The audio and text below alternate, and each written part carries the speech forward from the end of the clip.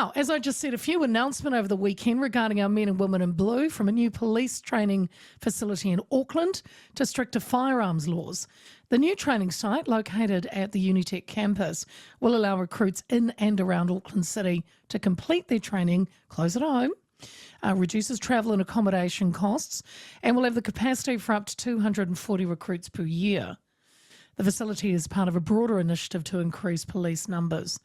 In addition to bolstering training, the government has also announced new firearms laws to keep guns out of the hands of criminals. The legislation introduces harsher penalties for gun-related crimes, a lifetime firearms ban for serious offenders, and increased powers for police to seize illegal weapons. Regulations around firearms licensing and storage have also been tightened to prevent guns from falling into the wrong hands.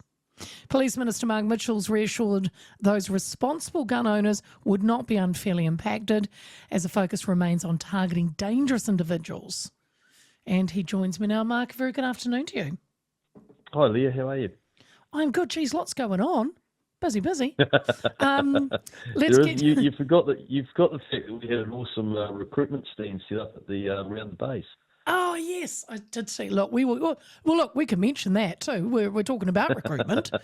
That's where the announcement was. The announcement for the new training facility was made by the commissioner there, which of course has been very well received. So currently you've got the setup in Wellington. So the new training facility for Auckland, what was behind that decision, Mark? I just think that we didn't have capacity at the college to be able to recruit, train and deploy the amount of frontline police officers that we wanted to. The college in Wellington still has to accommodate for senior courses as well. And so obviously the police looked at this and came up with what I think is a very good solution. And that is the fact they're now able to run recruit courses out of Auckland. And of course, going away from especially those people with families, thinking about having to leave the family for 20 weeks to go into Wellington, sometimes is a decision, factors into their decision not to progress with their recruitment or joining the police.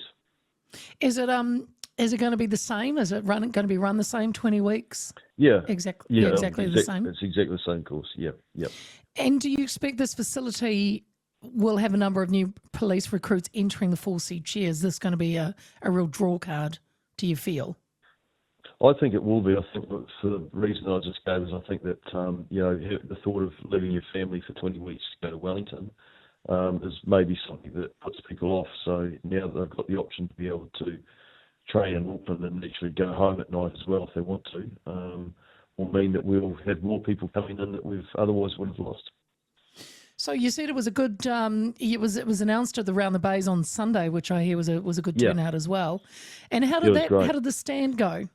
What happened there? Oh, the stand was awesome. Yeah, I mean, we had lots of police officers there. We had tons of interest.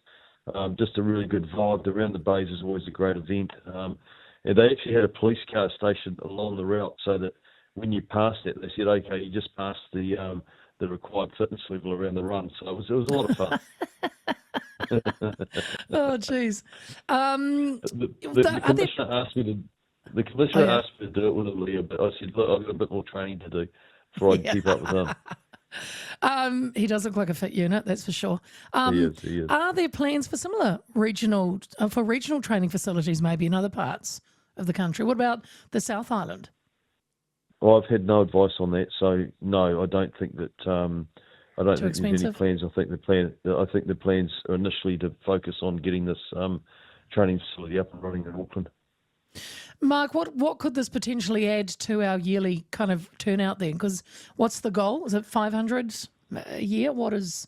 Yeah, so obviously the goal is for us to deliver 500 new police officers by the end of this year, and with the opening of the facility in Auckland, there's quite a high level of optimism that target can be met. Can we look at these new firearm laws that were announced as well, Mark?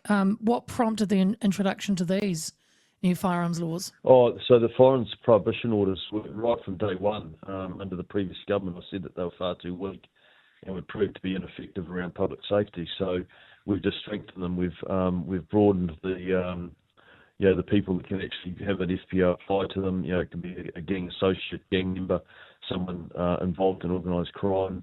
And of course, the police have now got a warrantless search power for anyone that has an FPO.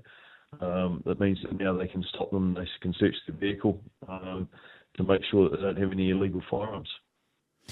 And you've introduced a lifetime firearm ban for serious offenders. What criteria determines that? Because, I mean, you could say gang members, but 9 times out of 10 they haven't got a firearms licence, have they?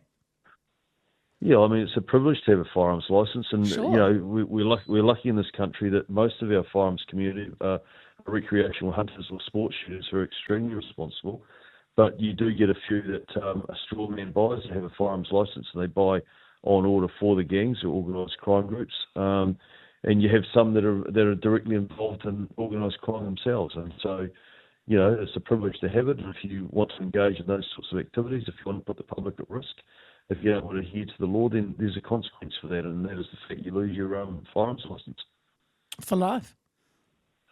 Well, absolutely. I mean, yeah.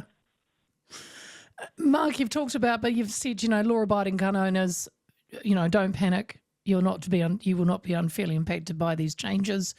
Are there measures being taken to ensure this?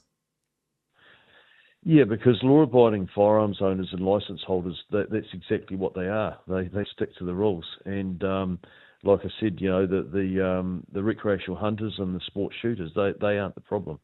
Unfortunately, there's a few that inside the firearms community that don't stick to the rules. But, that's why we have the laws in place that we do to make sure that we can deal with them.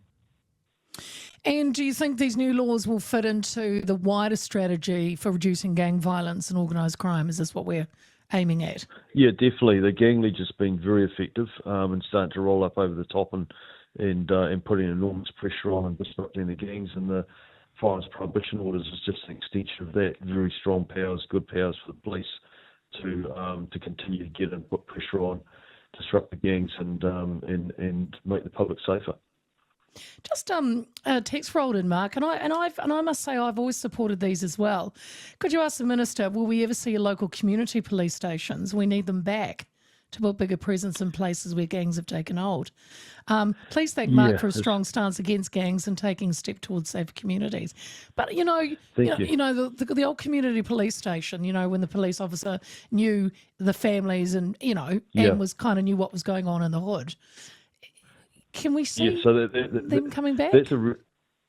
So firstly, thank you for the kind comments from your listener, and they raise a really important point, is that, yes, often I've watched the police. I had a policing career myself. You tend to go in these cycles of decentralisation and centralisation. I'm a huge fan of decentralisation, of having police officers in the communities that they serve, that they're part of.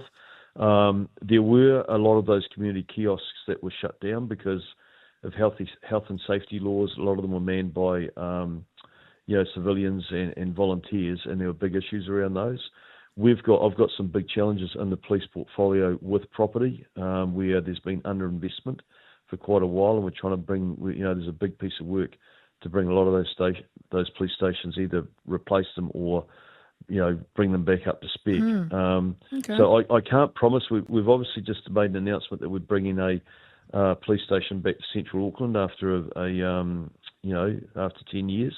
Yeah. That's really positive. And yes. fundamentally, I'd like to see more police stations open and in communities, but right at the moment, we're just not in a position to be able to do that.